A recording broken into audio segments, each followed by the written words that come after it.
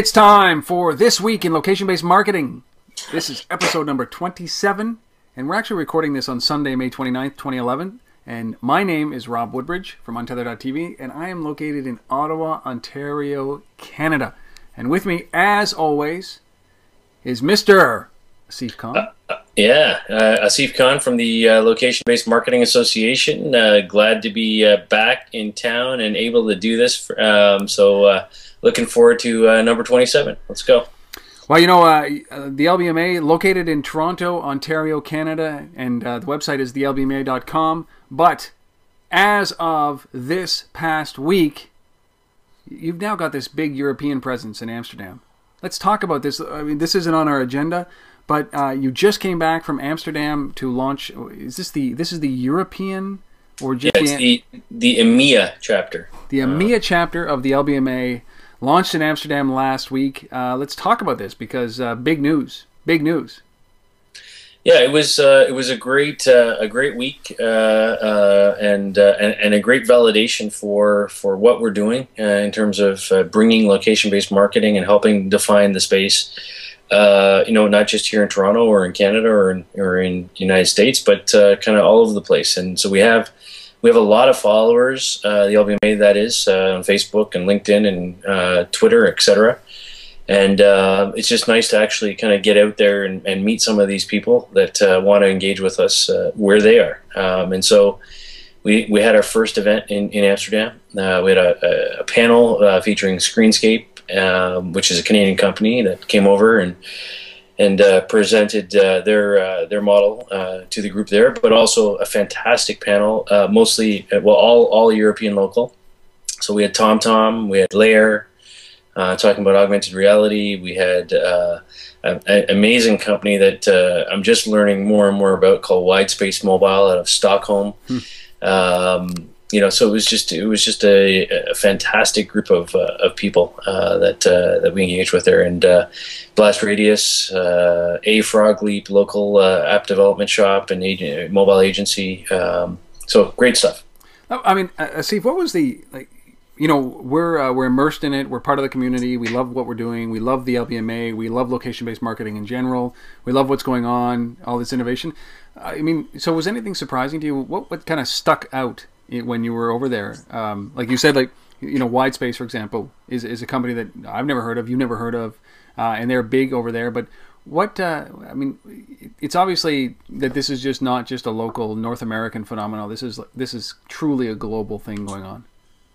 Yeah, I think for me, we kind of see bits and pieces over here, across the pond, and we talk a lot about some of the things that have been going on in the UK, in particular with O2 and Orange, and geofencing trials and NFC trials, and so we have some visibility to that, but to actually be over there and engage with the folks that are living and breathing it every day is refreshing to hear the examples. And alongside the LBMA's launch was the other reason I was there was 2 days of the Where Businesses Location Business Summit. And I would say two of the big highlights for me, one was actually imported from North America and brought to the European crowd, which is Michael Metcalf from Yahoo talked about their whole concept of kind of a spatial networking, which is kind of how they view location now. As opposed to social networking, they call it spatial networking. Is kind of the location element, that incorporates time into the mix as well. Pretty cool. And so that's really kind of forward thinking and interesting, and I think that resonated with people. And the other thing that really drove home, which is close to the heart of the LBMA, is anytime anybody can get up there and talk about case studies and what's really going on and results. And what we saw there was a gal by the name of Harriet Williams, who runs digital over at Debenhams, the big retailer, UK retailer, came and presented, an amazing overview of all the kind of social media and apps and location-based things that they've been doing, from being part of the Facebook Deals launch to augmented reality to a whole bunch of really interesting things, branded apps that they've been exploring, and so that really hit home. I think that was one of the best presentations I saw. It always surprises me, that we see a glimpse of this kind of stuff. We don't see a lot of activity. I think that's the great part about the LBMA is to bring all of these case studies in so that you have one spot where you can bring all this so that people can understand, the impact that location and managing location services and marketing through location is having on business. It's pretty big. Yeah. And a lot of those studies that were presented this week, whether it's the Debenham stuff or Navtech showed us some interesting things that they were doing with, the Peugeot stuff that we talked about earlier, or some McDonald's stuff that they've been doing. A lot of that, I talked to the folks, and we will be able to get our hands on that content and publish it through the LBMA site as case studies. So we'll be making that stuff available over the next few weeks. So just watch for that. Yeah, I love that. It helps them. It helps the industry. It helps cement it. I have a hard time trying to convince. I find myself having a hard time trying to convince people that this is relevant to their business, and it's relevant to most businesses on the planet. And they always tell me that they're going to hire a marketing intern to take care of it. And I cringe. I'm like, oh man. It's either that that's the level that I aspire to, which is a marketing intern, or they don't get it. And I'm hoping, God, I hope they don't get it, and I do, because I've worked too hard to become a marketing intern, I think, is ultimately what it comes down to. But having a resource like that is something that's of great value, and obviously that's why the LBMA exists, and that's why these relationships are being formed. So what's on the horizon? So great event in Amsterdam. So the EMEA version of LBMA is up and running. And what's on the horizon for you guys coming up? Yeah, so the next on the docket is our official kind of move into New York. We've done lots of things there already in terms of we have members and so on, but we're having a little event on June the 8th, in the evening of June the 8th. So it's just a week and a bit away. Trying something a little different. This is a invite only event for folks in New York, and not completely closed. So if anyone's interested who's listening to this and you're in New York on the 8th. This is 6 to 9 on June the 8th in the evening. If you're interested, just send an email to contact@thelbma.com and request an invite code, and we'll try and get you in as well. But it should be an interesting night, and just want to kind of connect with a lot of our members there in New York. Well, it sounds like things are not slowing down for you at all. At all. No, not at all. June's going to be a crazy month. But anyhow, things are not slowing down in the industry as well. I mean, huge announcements this week, and we're going to be talking through these guys, starting with Google, into Value Vine, some loc-aid stuff, lots of announcements from Foursquare, and a couple of one investment, another acquisition that happened in the industry, and obviously we're going to dive into our product and our resource of the week. But the first thing that we're going to start with is this big announcement from Google, and the speed with which it came was amazing, and the outcome is pretty incredible because it's going to be available soon. And I'm talking about Google and the e-wallet. Yeah, so the Google announced their Google Wallet, and this is huge news for the industry because we've been talking for a couple weeks now about kind of e-wallet type scenarios. Visa obviously came out a couple weeks ago and said they were moving into this space as well, but it's Google, right? Yeah. I mean, and this is NFC based Google Wallet, and we know we've talked several times about some of their experiments with NFC. But I think what's interesting about this announcement is it's not just Google in isolation doing something. They're coming out and they announced this with a whole bunch of retail partners. So, just going down the list: Subway, Macy's, Walgreens, Toys R Us, First Data, Citibank, and, of course, the biggest of all, MasterCard. Yeah. So this is huge. The trials, so this isn't something that's coming down the road. It's already now. Trials begin immediately in New York and San Francisco. Full release plan for later this summer. This is huge. And the other thing is it's fully tied to Sprint's network as well in the U.S. So this is U.S. only, by the way. But huge retail partners, carrier relationship with Sprint, MasterCard fully baked in. One thing that Google did very well during this whole process is made it, I guess, accessible. Right. I think one of the biggest challenges that people had when they were trying to figure out who was going to adopt NFC was who was going to bear the brunt of the cost to get the technology into all of these stores. So the average retailer wasn't going to spend $200 or $300 to upgrade systems, the point of sale systems that they'd had before. So what does Google do? They partner with MasterCard, and they're using the PayPass system that MasterCard uses, and it's in hundreds of thousands of retailers already. So, you know, it's the one where you walk up with your credit card and you just swipe instead of signing or inserting. And it's already out there. I mean, this technology exists. It's a perfect partnership. It's so easy, and as you say, it's already there. So there's really nothing to do. And even, you know, while, you know, on the Sprint network, you know, this is you know, for now limited really to kind of one Google phone that's NFC capable. But Google's basically said, look, you know, we'll use NFC stickers, we'll use all different things to kind of, you know, get around this and make it easy for people. But the easiest of all is that MasterCard, you know, integration. I mean, there's nothing simpler than that. So, well, the one thing that they did not comment on was the fact that whether or not this would be available in other phones, i.e., you know, Windows Phone 7 or iPhone or the BlackBerry, and that's an interesting play, because when you start to decide about what you're going to support is in terms of you know, an e-wallet, do you go with somebody like Google who brings in MasterCard, or do you go with somebody with Visa that's ubiquitous that would, you know, support every platform? You know what I mean? Right. So it's in Google's best interest to keep it as closed and to their phones and Android and with MasterCard to own that relationship. But from a credit card perspective, it would be, you know, and if a credit card company was leading this, like Visa, it would be an open standard and might be adopted easier than what Google's providing. And I think the thing that's downplayed here, and you know, if I think about the conversation that happened in Amsterdam this week, you know, on one of the panels I was moderating, which was carrier panels. We had Telesystems and Orange and KPN, which is the largest carrier in Amsterdam, in Holland. The interesting thing from the carriers was that all of them were very, very pessimistic on location-based services. They didn't really see, you know, they kind of said, look, we've tried a few things, but we don't really see where the money is in this.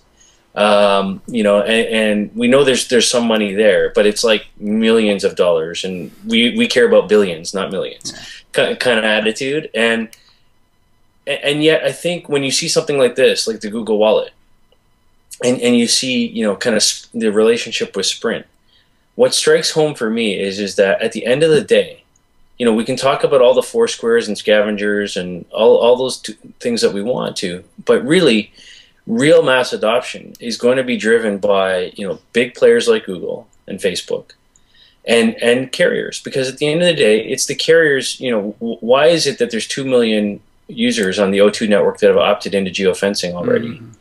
You know, how long did that take? Not very long, right? But it's because the carriers have a trusted relationship with their customer that's been there, you know, forever. And if they say, hey, you know, here's something new to try, there's a huge percentage that are gonna opt into that. And I think that's where, you know, things like the Google Wallet are gonna see traction. It's through the carrier. It's the carrier that's gonna drive this one. Yeah, it's just, you know, it's the same kind of, I don't know if I can explain this way, but it's the same kind of feeling that the walled garden feeling, right? Where I want something that's ubiquitous, that's a ubiquitous payment system, right? That it doesn't require me to be on a specific phone or with a specific carrier, because a credit card is that, a debit card is that. It doesn't matter if I'm with a President's Choice or Citibank, or it doesn't matter if I'm with any of these, you know, boutique credit cards. And that's where I get very worried about e-wallets and its splintering that is happening right now, because you're going to have these big players, and ultimately there's going to be no compatibility. Oh no, like you'll have compatibility.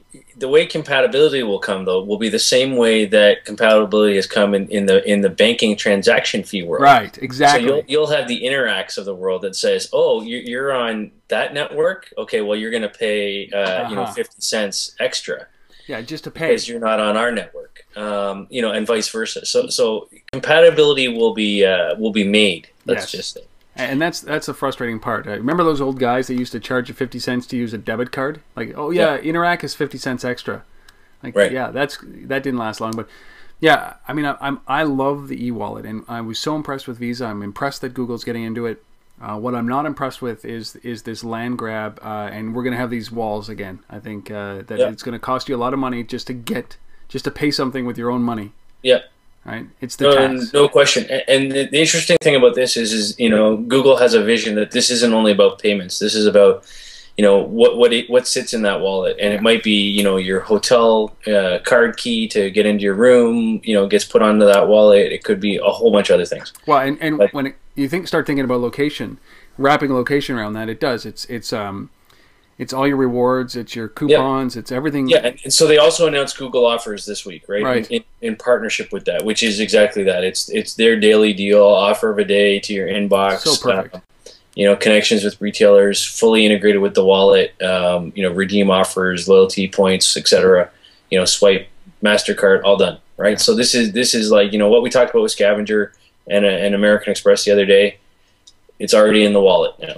And Visa e-wallet doing the same thing, right? Yeah, exactly. This is powerful. This is going to change the way that we do commerce, and it's no question. Yeah, there's no question. So this is the future, and what I like about it is they're not waiting; they're just throwing it out there and saying, "Let's start trialing this and see what happens." Yeah, well, it's good. Google is they've made all their money on advertising and tying in a wallet and your purchase payments or your purchase patterns and your habits and your history and your location. I mean, this is just another play for deeper integration with advertising. It probably done in a very, a nice way. I just can't figure out how they make money. Google does off of all their investments in wind energy. I don't know. I haven't figured that out yet. But anyways, it's because it's how they drive their server rooms, their server farms. Yeah, exactly. So Google Wallet launched this. This is we're going to start seeing this rolling out in the summer, I think, or by the end of the summer time frame, or is it out there now? It's out right now in New York and San Fran, and then wider rollout in the summer. Oh, very cool. Google Wallet. I think that was going to be the most discussed story because the rest of them that we're talking about are a little bit lighter. But around, our second story we're going to talk about is ValueVine, and they launched their agency partner program. Yeah, so ValueVine, great campaign management, location analytics company out of Seattle. Neil Christ, the CEO, fantastic guy. So this is something that's been around for a few months, but they basically have kind of packaged it up now, and it's ready to roll for agencies to kind of incorporate into what they do. They announced with 5 agency partners already. The product is targeted at any brand that has multiple locations. It's a multi-location business tool. So if you're a restaurant chain, retailer, hotel chain, franchise, you've got lots of locations. Effectively, what you're doing here is reputation management, sentiment management, reporting. Kind of rolling up all the data and the discussion that's going on. That's location specific and non-location specific, sentiment and everything else, kind of putting that all in a dashboard analytics model. And fantastic tool. Yeah, I love this. I love this because, for those people who have physical addresses or their business is based on a physical location, which is the majority of companies out there, I love the fact that you can aggregate everybody's check-in, and you can. Some of this could be thousands of check-ins. Yeah, it doesn't matter. So it's they tie in Foursquare, Facebook Places, Yahoo Local, City Search, Gowalla. The list goes on and on. So the outcome of this is that you get a good idea of what's going on or what people are saying or how many people are checking in. Right.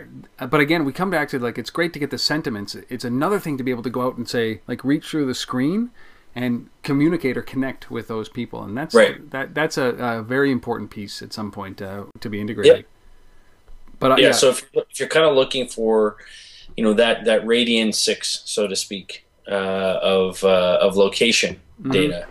This is one of the tools to look at. Obviously, there's others we've talked about before, Moment Feed and Geotoco and others that are in that kind of campaign management / analytics, space. But this is a really good one.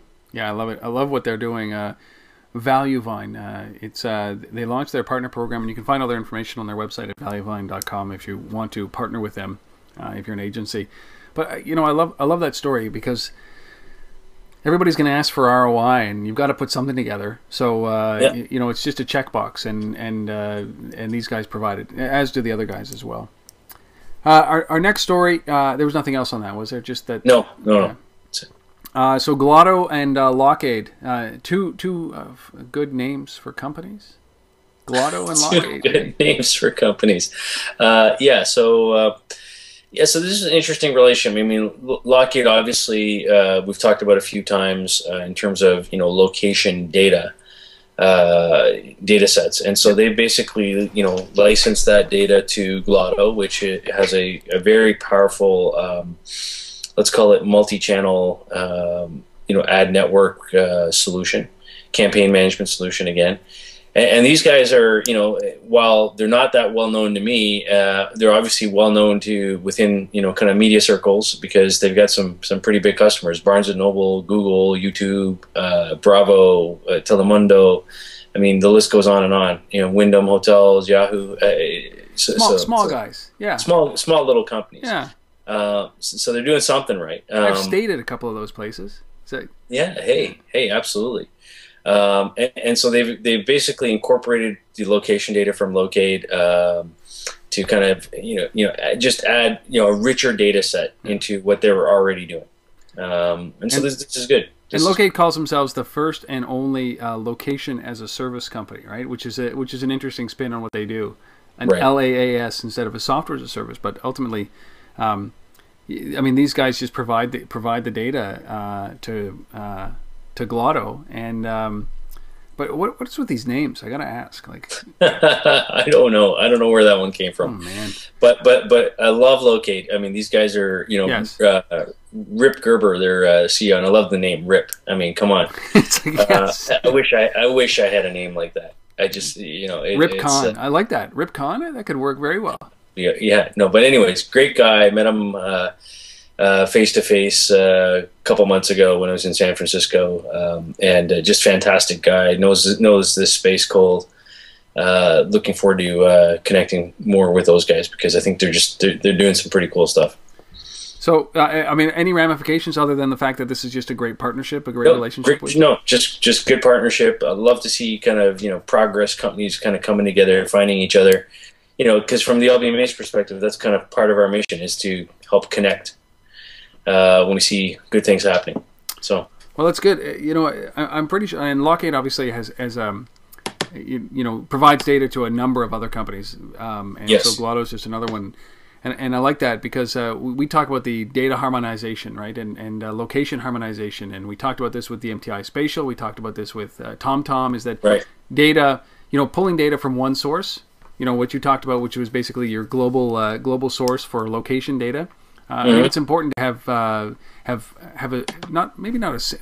central source of data, of location data, so that everybody's talking about the same spot. And right. I'm keen on this kind of stuff where you leverage somebody else's data instead of having to build it all up. So yeah, it just makes sense, right? I mean, the more you can partner and kind of source that data from other places. I mean, it's too expensive to go and build it all. Yes, time consuming. As our next story, the company there, Foursquare, who's built up their entire database of location on the backs of their users, had a pretty busy week this week with two partnerships, one with Groupon and the other one with Inc. Mobile. Start with Groupon here. I think that this was announced, or it hasn't been announced, but it's like the worst kept secret in the it's not officially announced. Yeah. From everything I can tell, it's they've announced that they're talking to each other and that there's an imminent partnership or something like that. But effectively, what we're talking about here is Groupon plus Foursquare is like level up to Scavenger, right? I mean that's effectively what this is. Buy a deal online, use your American Express, get instant credit cards, It's Foursquare had to do something to respond. I think the interesting thing about this, at least from what I've been reading about the non-announcement, is that they're saying this will be available in Europe and Asia only for now. Yeah. This is not a North American thing, and so what strikes me on that is what I wonder about that is that because Groupon has a relationship with Looped that we talked about the other day. Oh yeah. And have they said, well, we're going to do our North American testing with Looped, and hey, Foursquare, we'll play with you outside of North America. I don't know. It's just a question that popped into my mind when I read that. Well, how relevant is Foursquare outside of North America? Well, I mean, that seems to be where all their focus is in terms of where they're trying to grow. So I don't know. And Groupon certainly has been, very active outside North America from an acquisition perspective. So the announcement is that this is something that's coming in 6 weeks. And that this is basically a check-in, and you'll see the deals around you. Correct. Yeah. And so here's where I don't see this. I saw a new number today. I saw a new number just to throw it out there for the listeners. So Foursquare is about 9 million users roughly right now. But this is a number I hadn't seen yet. According to one source, there's 400,000 merchants that use Foursquare. So if anybody's looking for that number, that's a source number that I saw out there. 400,000 merchants. That's small, man. That's not a that's not a lot, but so they definitely have to get into this game quite extensively. And the way I see it is that a lot of companies aren't going to use Groupon and Foursquare, or maybe they will, but it would be great to centralize that. So here's where I don't get this deal, right? I get that there has to be a deal, and I think that Groupon should just buy Foursquare and get it over with.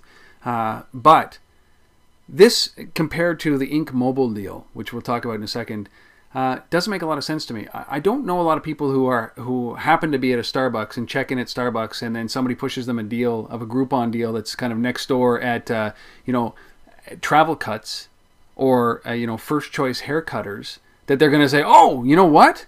Right after my latte, I'm going to go and use that coupon, right? I don't see that. And maybe it might be different for malls, right, where you're in the malls and you're in a shopping mode, right?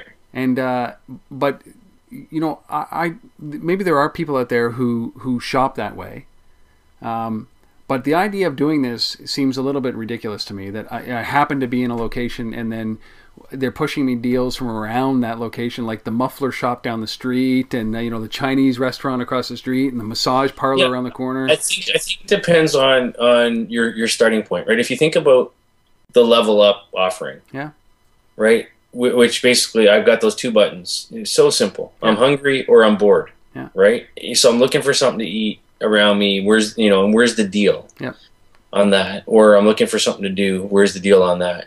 So if you take that base premise and you say, okay, it's really less about checking in. Yeah, it is. And more about, what's motivating me right now. But that's a behavioral change. It's a behavioral thing, that Foursquare has to just reverse everything that they've done, which is they've been about the check-in. I know it's been about discovery. They call themselves Discovery now. But my immediate reaction to that is that Foursquare is a check-in tool, and it's a game. And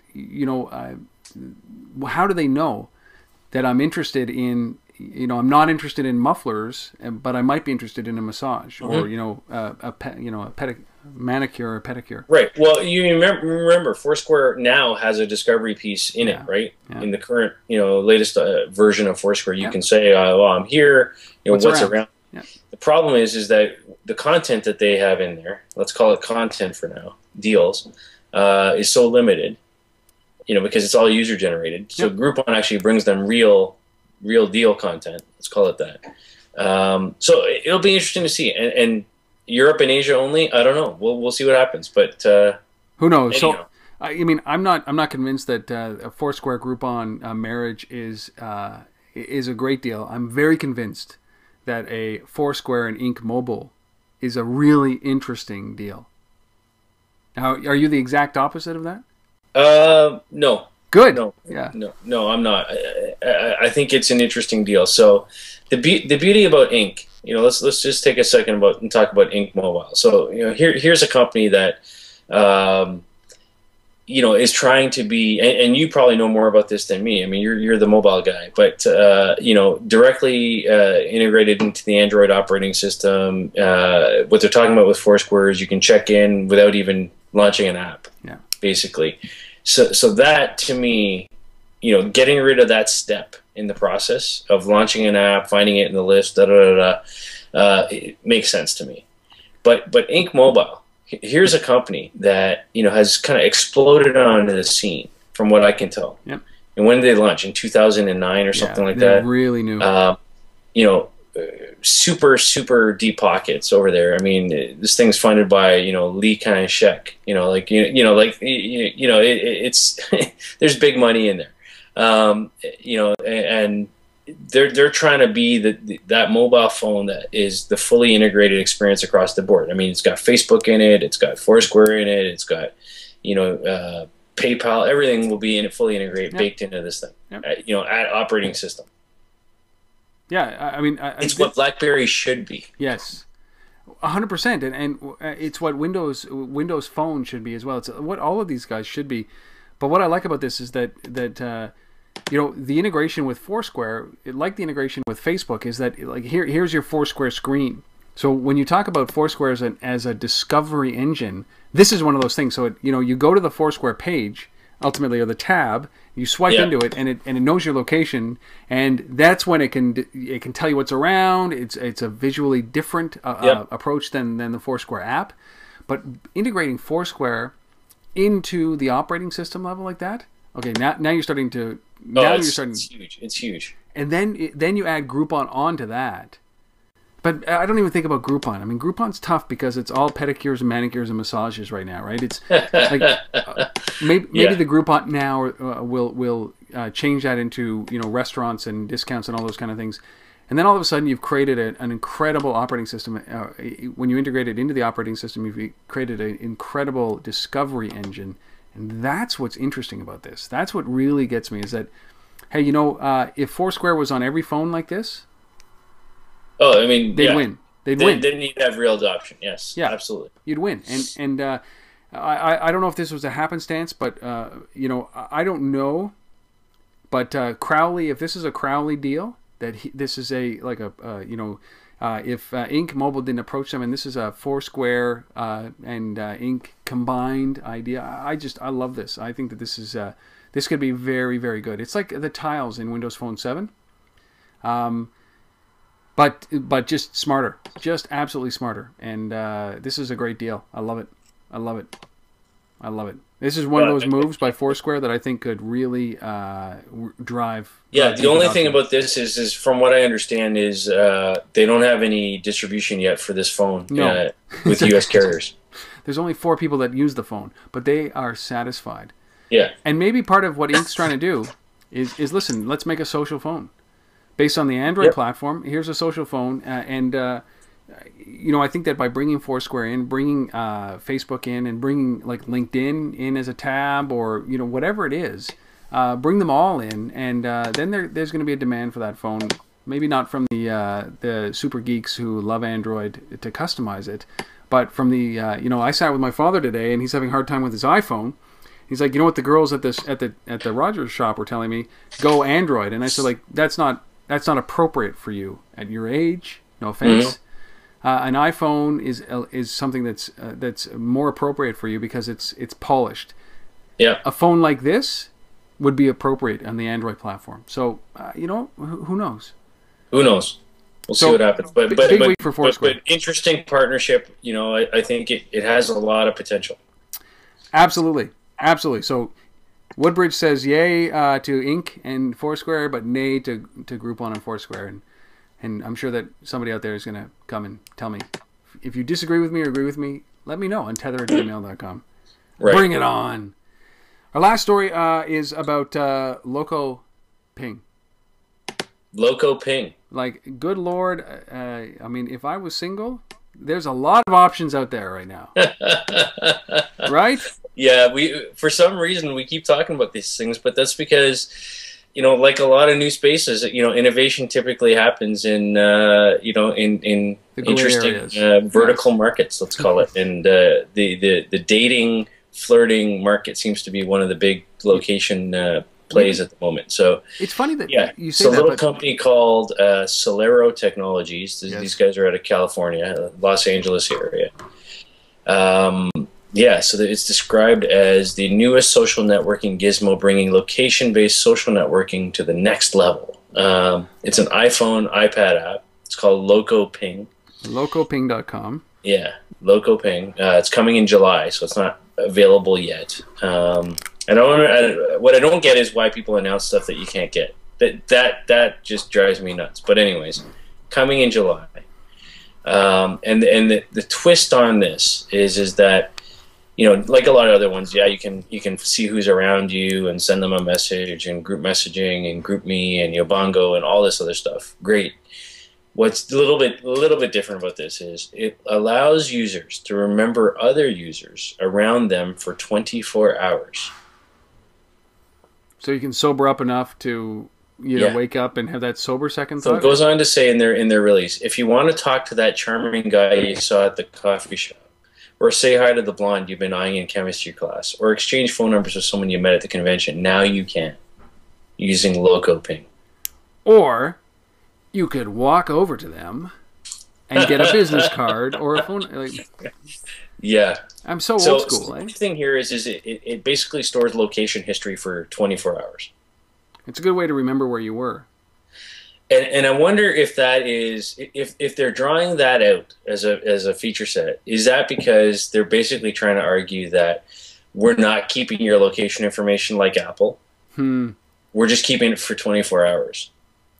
Well, maybe that's they threw that in after the whole fiasco with Apple. Yeah, I'm not sure if that's kind of the angle they're trying to spin here, but anyways, it's yet another interesting solution for finding people, connecting with people, whatever. It's like,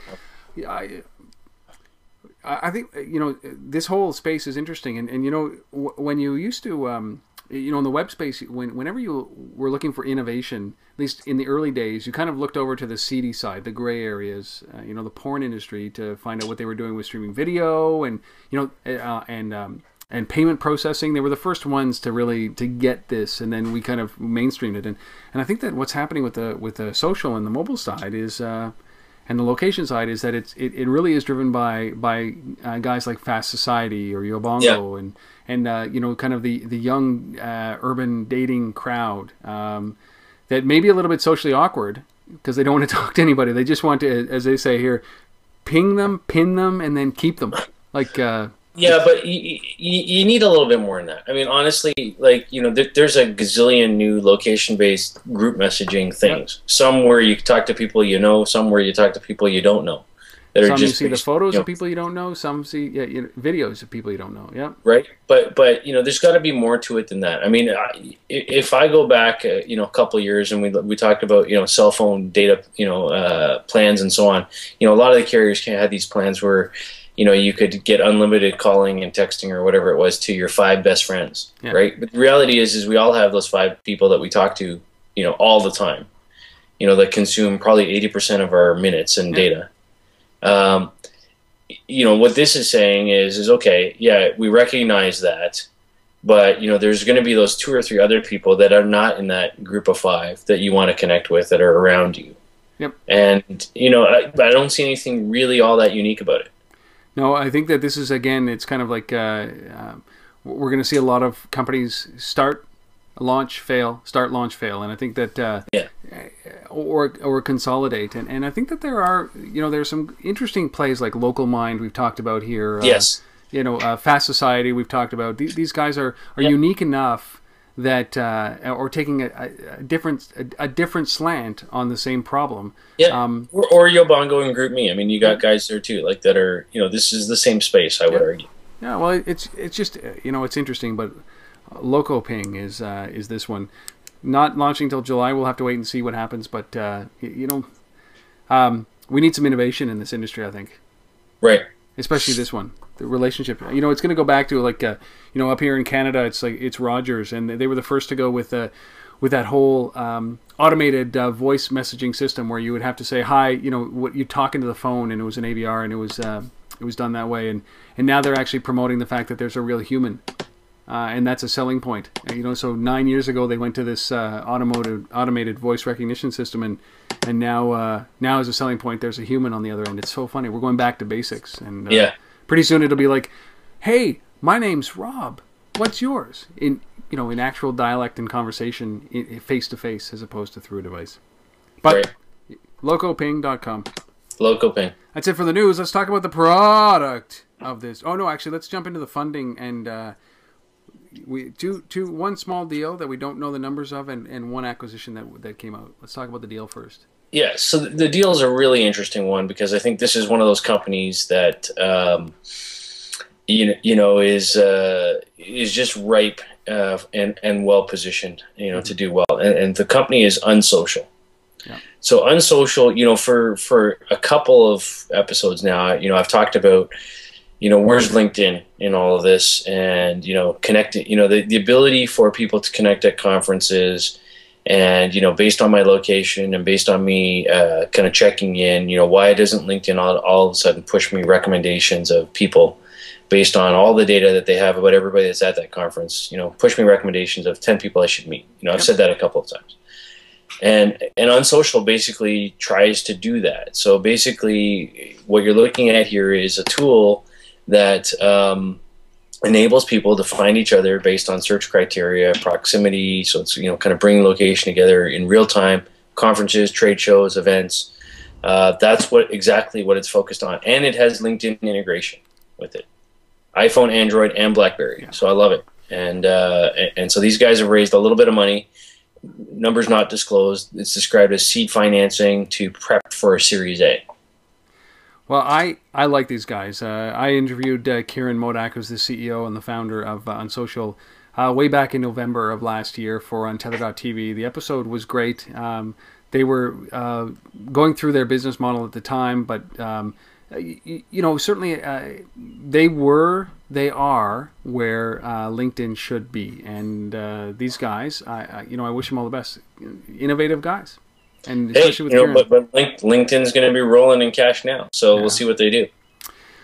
Well, there's a great list of who they should buy up on TechCrunch or on GigaOM, and I think that everybody should look at that. But congrats to Kieran, and hopefully that what this leads to is it does lead to that Series A, that the seed run. Yeah, I just love this. I love how these guys are positioned. I see them doing really, really well. Yeah. Anyhow, so that's the funding. And now to confuse name with names, this is let's talk about bump.com, which is different than bu.mp, which is the technology, the bumping technology. But this is bump.com acquiring Bump Chat. Yeah, I mean, come on, guys, let's come up with some more names here that are like at least differentiated. Yes. But anyways. So yeah, there's this little company called Bump.com. They describe themselves as the social network for your car. And they've announced the acquisition of Bump Chat, which is a system for connecting license plates. Connecting license plates. Something like that. So basically you can review or rate or talk to somebody or connect with somebody through their license plate. Yeah. I always thought that, anyways. Weren't states, nations, and cities actually did they want to pull back on people's use on mobile devices while they're driving the car? Last I heard, anyways. But apparently, this again, as I understand this relationship, this is about letting people, drivers, who don't know each other, connect with each other based on license plates and car networks. Yeah, and you put little. So it's very location based. I'll say that. So this is, instead of loco ping, I saw that blonde in chemistry class, as they described. This is, I'm driving on the highway, and I see Rob Woodbridge in the car next to me, and I'm like, hey, that guy looks like somebody I want to meet, and there's his license plate. I'm going to find him through that. I love it. I love it. It's just kind of like bored in traffic one day. And, license plate APR M093. Is it voice command driven, though? That's what I want to know. Well, I wonder, but it's like license plate XXXXXX likes the Yankees. Perfect. That's exactly what I want. It's like mobile dating. Right? Hey, you up there. That's me. Let's go for a coffee. Anyways. So, Bump. iPhone and iPod Touch app only at the moment. Yeah. Have to be in a specific radius. I don't know what the perimeter of that is, but excuse me. Well, so Bump.com acquires Bump Chat. You know what? Good on them. And I think maybe Bump.com, when you talk about socializing the car, a lot of companies are starting to do this now. They're looking for ways to actually add social elements to your automobile. And maybe these guys are in it for the acquisition mode. I don't know, but. Well, I mean, I think one of the areas of the future definitely is the vehicle, and we talked about that recently, and I think, with every car company putting Wi-Fi in vehicles and so on. So, I mean, I'm not fully discounting this. I mean, I think it's interesting. It's an interesting social network. I just struggle with the, as you alluded to, with all the laws that there are about hands-free and, not talking on the phone and all these other issues, am I really then going to go, oh, that person driving by, I got to connect with them now. I don't know. Well, I wonder, a great application of bump.com would be, or bump chat, maybe not bump chat, but bump.com, which I can't get to resolve right now because I'm going to BIMP. Bump.com. If they offered something like an ability, like a rate your driver, right? Which is an interesting thing. You see it on the back of the trucks. We've talked about this before, where it's like, how am I driving? Call this 800 number. What these guys are doing is that they allow you to connect your license plate to your social network and see where you've been, and then message any plate with their app. Yeah. And it's not small. I'm just looking here. They've got 60,000 registered users. This is Bump Chat. Yep. And they've sent 2 million messages. Yeah. So, But I just think that if you could moving this, from just purely iPhone or Apple to Android as well in the next little bit. So I don't know. Well, let's keep an eye on this. I'll get these guys on Tether.tv too as an interview and see if they can explain it a little bit deeper to us. But Bump.com acquires Bump Chat. It's probably spent too much time on that. Interesting possibility though. I think. Absolutely. I think it's got some potential. I just got to figure out how that plays out. All right. So product of the week. Wah wah wah wah. No. I like it. I love this actually. I don't get it completely because it's not available yet. But talk about this thing, wah-wah.fm.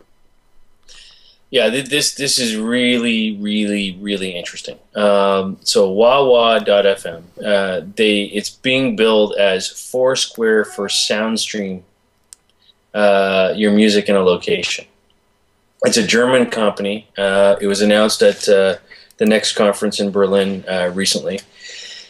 And yeah, so how to describe this? It lets you listen to and broadcast music simultaneously from any location. So basically, what we're talking about here is you're walking around, you're in Times Square, or you're wherever, and you've got all this music sitting on your iPod or iPhone or whatever device that you've got, and you become your own radio station broadcasting from that location. That's how I understand this. Yeah. You basically create a track list in their app and hit play, and you're listening to it, but you're also broadcasting your playlist. You're broadcasting, so anybody around you can pick up this and start listening to that. Streaming it via SoundCloud. It's an iPhone app that they're talking about here. So I think this has huge potential, and it has huge potential because if you think about that from an ad network perspective, or an ad opportunity perspective, I think it's really, really interesting. And we were talking offline before we got onto this earlier about, one of the companies that was on the LBMA panel, which is Widespace Mobile out of Stockholm. And we're going to cover these guys in more detail in a future episode because I just think they're doing some really interesting things. But one of the things that they do is they work with a lot of internet radio stations. And so if you're listening to that streaming internet radio, for your favorite station, let's say you're a transplant from Chicago to LA, and you've got your favorite station back in Chicago that you just love and can't give up, and so you listen to it online. Yep. And one of the downsides of that is you've got local ads from Chicago that really aren't relevant to you when you're in LA. And so, what these guys do, Whitespace does, is they actually, can deliver local ads over that stream that are relevant to you. And I think Wawa potentially has that same application potential. So you add that absolute, like, not even just city location. You don't transpose from like Chicago to New York or Chicago to LA. What you're doing is you're saying like Tribeca to Soho, right? And right. Where it's businesses around you where Absolutely. You're listening. So you think about the Groupon potential in that. Look at all the massage parlors that we can find. Exactly. It's like everywhere. Exactly. It's like, hey, hi, stressed out at work? Come on to the, what I worry about is that, I love that concept. I don't know the legalities of it. Yeah. I don't know what the proximities are. So this is one of those things. It says, like, find a spot on the map, find a stream on the map, and click on it and listen to it. So I don't know if it's like I'm broadcasting from my home, and you anywhere, you in Toronto can listen to my broadcast. I'm not sure what the details are of this. Yeah, I mean, they haven't really gone that far yet, but it's interesting, and I think the concept has tons of merit. I mean, what are the implications on broadcast licensing and infringement? I have no idea. Not my area, but this is cool. Yeah, I like it. I definitely Wawa.fm. Check it out. Wawa, WAH.FM. Yeah. Then and they don't launch until June, sometime in June. I think their app has been submitted, so we'll see what happens in the next couple of weeks as it goes through. And if they're not around by the time in a couple of weeks, we know that that it was not legal what they were doing. But I'm hoping that it is. Yeah, that makes two of us. Our resource of the week. Coming to the end, GPS Business News. Yeah. So GPS Business News. I mean, we like to always bring out a good source of content and information. And here's another one that just a great little website. It's just gpsbusinessnews.com. If you're looking for content on navigation, telematics, location-based services, general technologies, news. These guys are there. They were a big player at the Location Business Summit over in Amsterdam this past week. Interviewed a lot of the speakers and have really interesting audio interview content up on their site. So take a look at it. Just a good all around resource. We'll post it up on the LBMA site as well. Yeah, I like it. It's like there's a whole bunch of these ones that are out there. It's incredible the amount of information that is being certainly composed, broadcasted, written, and disseminated through these websites. And GPS Business News is just another example of this. Who knew there was so much talk around this stuff? It's pretty incredible. But as a worldwide phenomenon, it doesn't surprise me at all that there's so much content. It's just every week you bring one of these resources, Asif, that is just so rich in content. I'm always floored by this, that it exists. And I thought Untether.tv was the only one out there doing this kind of stuff. Hey, the only one that we really truly kind of come to week by week. That absolutely. That's right. But I still have the better name, Untether.tv. GPS Business News, but the content's pretty good. Good content.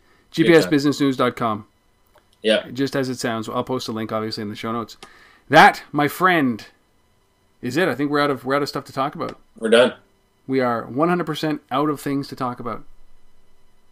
So we'll just end in silence. We'll finish it there and look forward to another busy week in location. So we will be here next Sunday, as we are every Sunday for the last including this week, 27 consecutive weeks of doing this. We'll bring you episode number 28 next week at this time. If you have any suggestions, comments, criticisms, critiques, praise, we do like praise, or companies that you'd like us to cover, reach out to wherever you found this podcast, whether it's on the lbma.com or on untether.tv. You can reach me directly at untether@gmail.com. You can reach Asif at, you want to give it an email address? It's Asif, ASIF, at thelbma.com. Reach out. Let us know what you think. We'll be here for episode number 28. You can still influence the content on that show. But in the meantime, those of you who have spent the better part of close to an hour with us listening to this or skimming through this, we really appreciate the fact that you've done that. We love that you watch or listen wherever you are. Appreciate the fact that you do this every week.